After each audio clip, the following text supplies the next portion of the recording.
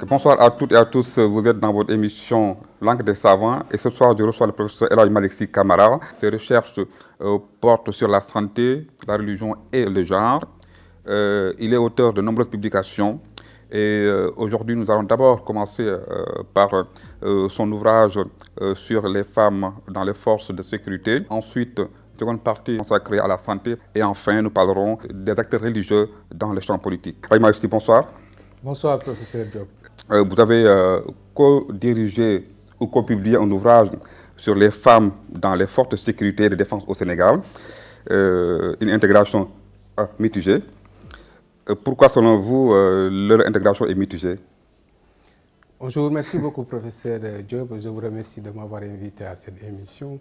Donc, j'ai travaillé avec deux collègues, professeur Ousmane Ba de l'INSEP et docteur Selliba, qui est spécialiste aussi de la sociologie du genre, Ouais. Un peu sur l'intégration des femmes dans les forces de sécurité et de défense. Historiquement, les femmes ont toujours occupé une place marginale dans les forces de sécurité et de défense. Et si on prend les forces de sécurité et de défense, le secteur de la santé a été le premier à être investi par les femmes parce que, justement, avec le corps militaire, les femmes étaient justement dans ce corps pour la plupart. Mais si nous prenons la police, par exemple, c'est à partir des années 81 et à partir justement des années 2000, 2006 plus précisément, on a assisté à une présence plus ou moins massive, entre guillemets, des femmes un peu dans la police. Et qu'est-ce qui l'explique? C'est lié un peu à des considérations qui voudraient que les forces de sécurité et de défense soient considérées comme une force qui témoigne d'une certaine virilité, qui justement montre que la femme, normalement, sa place est réservée au ménage et par conséquent, les hommes doivent peupler justement les forces de sécurité et de défense. Mais à partir des années 2000, on a constaté un changement de paradigme. Vous savez, ça coïncide aussi avec Wade qui était aussi un pro-genre, pro-femme. Et à partir des années 2006, on a constaté une politique justement de recrutement massif de femmes dans la police et dans la gendarmerie. C'est à partir de ce moment qu'on a noté justement une présence plus ou moins remarquée des femmes dans les forces de sécurité et de défense, même si la présence était plus ou moins négligeable dans un premier temps. Quel rôle joue-t-elle vraiment? Elle joue un rôle important, particulièrement par rapport à certaines activités, notamment les activités par exemple de fouille. Vous savez, dans la police, parfois, quand il y a des manifestations, il y a des hommes et des femmes. Ouais. Les hommes ne peuvent pas fouiller un peu les femmes. Ouais. Donc, à ce niveau, les femmes doivent intervenir pour fouiller un peu les femmes. Sinon, ça peut poser des problèmes justement par rapport à des considérations sur le plan social, sur le plan religieux. Mais nous avons aussi constaté dans le cadre de notre étude que les femmes aussi avaient un niveau d'instruction souvent beaucoup plus élevé que les hommes. Ce qui fait que dans certains secteurs stratégiques qui demandent beaucoup plus de réflexion stratégique, les femmes aussi sont dans ces secteurs. Est-ce qu'elles occupent des postes de responsabilité? Elles occupent des postes de responsabilité, mais c'est encore marginal. Et pourquoi? Dans la mesure où elles restent cantonnées dans des secteurs ou dans des services qui parfois ne demandent pas des interventions sur le terrain. Au secrétariat, justement, parfois les femmes sont considérées comme des acteurs qui doivent justement assurer un peu ce rôle de secrétariat. Ce qui fait que l'évolution des carrières féminines dans les forces de sécurité et de défense est parfois plus ou moins lente.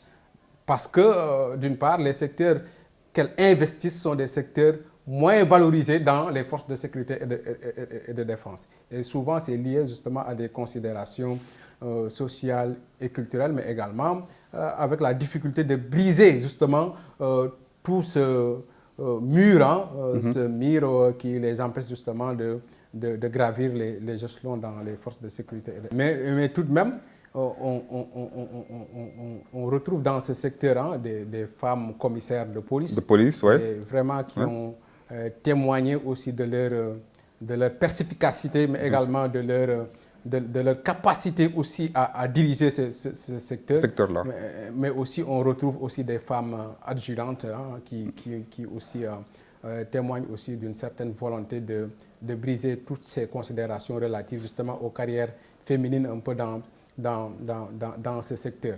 Mais tout de même aussi, il y a des considérations sur le commandement féminin, avec une volonté pour certains hommes justement de refuser un peu le commandement féminin, voilà, le commandement féminin, parce que le commandement serait un attribut masculin à bien des égards. Mais on ne le dit pas dans la grande muette. Voilà, j'y reviendrai.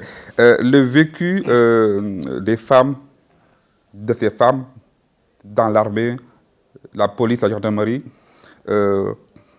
comment ces femmes sont-elles perçues par leurs homologues hommes et même par la société? Parce que puisque les forces de sécurité et de défense ont été pendant longtemps considérées comme un secteur masculin, les femmes, de fait, sont considérées comme des intrus. Voilà. Dans ce secteur. Pour beaucoup de leurs homologues, notamment les hommes.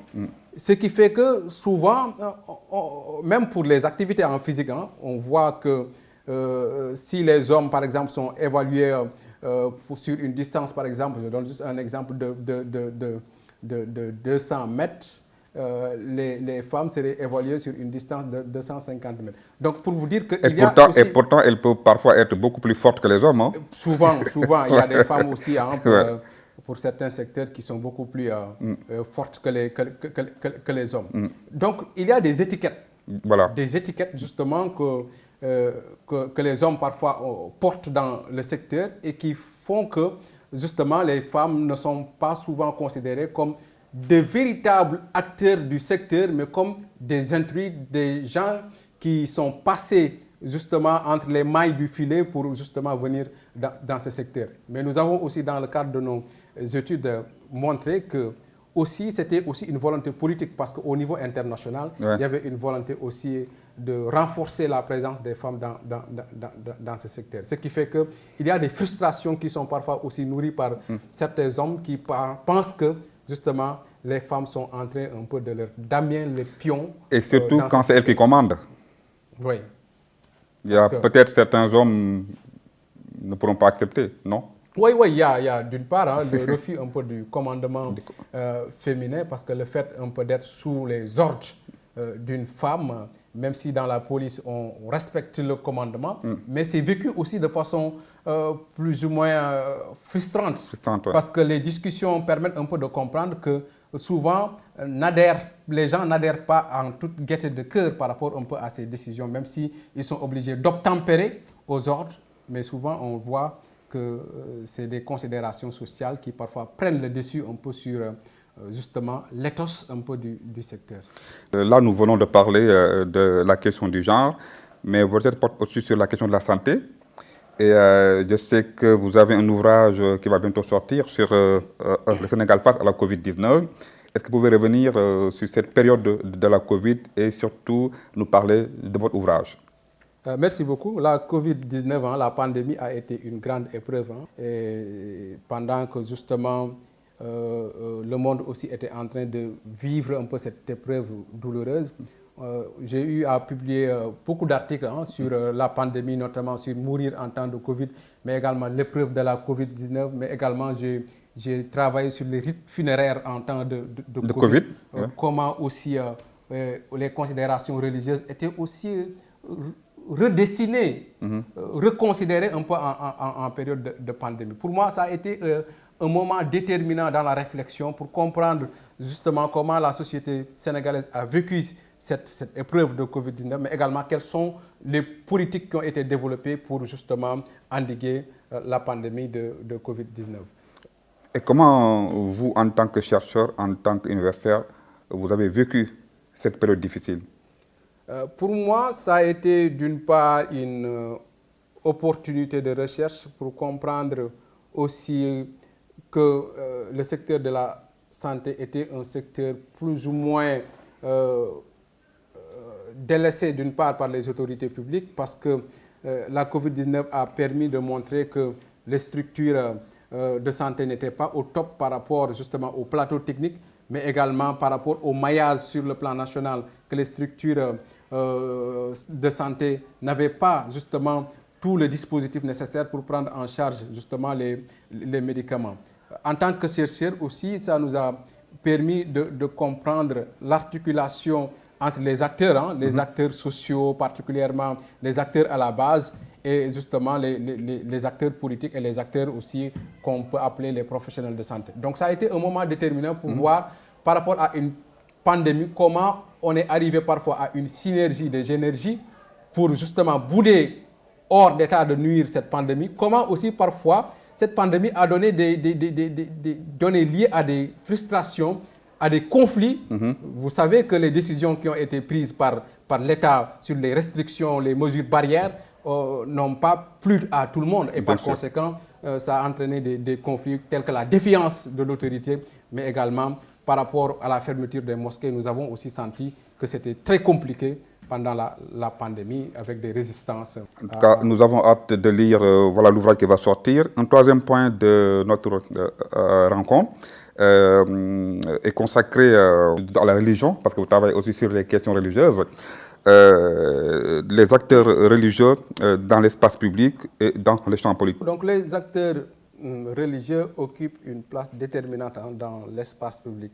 Parce que depuis, bien avant même la période coloniale, les acteurs religieux ont toujours été, comme le dit Moriba Magasuba, la croix de transmission pour pénétrer le pays réel. Le pays réel, justement, c'est le Sénégal, c'est les sociétés des profondeurs. Et par conséquent, les acteurs religieux jouissent un peu d'une certaine légitimité sociale, mais également culturelle, et ils sont capables justement de mobiliser les populations. Donc dans l'espace public, ils investissent plusieurs sous-espaces. Parce qu'en réalité, il y a l'espace politique, il y a l'espace que nous avons appelé dans le cadre aussi de nos études, l'espace de la médiation, il y a un autre espace qu'on appelle l'espace de l'activisme citoyen, mais également l'espace de la prédication. Et dans chaque espace, il y a une catégorie d'acteurs, justement religieux, qui investit cet espace, cette catégorie, en véhiculant un discours qui soit capable justement d'apporter des transformations sociales. Et dans l'espace politique, nous avons aussi des acteurs qui pensent qu'ils jouissent d'une certaine légitimité intellectuelle, parce que jouant aussi le rôle de contre-élite, pour reprendre Ousmane Khan, pour montrer qu'il y a d'autres façons de faire la politique, et par conséquent, ils viennent aussi pour complètement transformer ou changer le champ politique de par leur discours, de par leur pratique dans le champ politique. Ils jouent aussi un rôle de cohésion sociale. Oui, ils jouent ce rôle de cohésion sociale parce que dans leur mission, il y a aussi le rôle de médiation. De médiation, oui. Parce que quand les acteurs du champ politique sont en conflit, on fait appel aux acteurs religieux qui jouent le rôle de trait d'union. Voilà, trait d'union. Vous n'êtes pas sans savoir que pendant justement qu'on parle de dialogue, les acteurs religieux aussi ils sont au cœur. Ils sont au cœur de ce dialogue. Et parfois, ils sont les seuls habilités à arrondir les angles parce que les acteurs politiques entre eux ont parfois des divergences très profondes. Merci beaucoup El Hadji Malick. Voilà, ça a été un plaisir de vous recevoir dans l'émission L'Encre des Savants. Merci beaucoup aussi au public, vous qui nous regardez. Rendez-vous la semaine prochaine sur ma chaîne YouTube.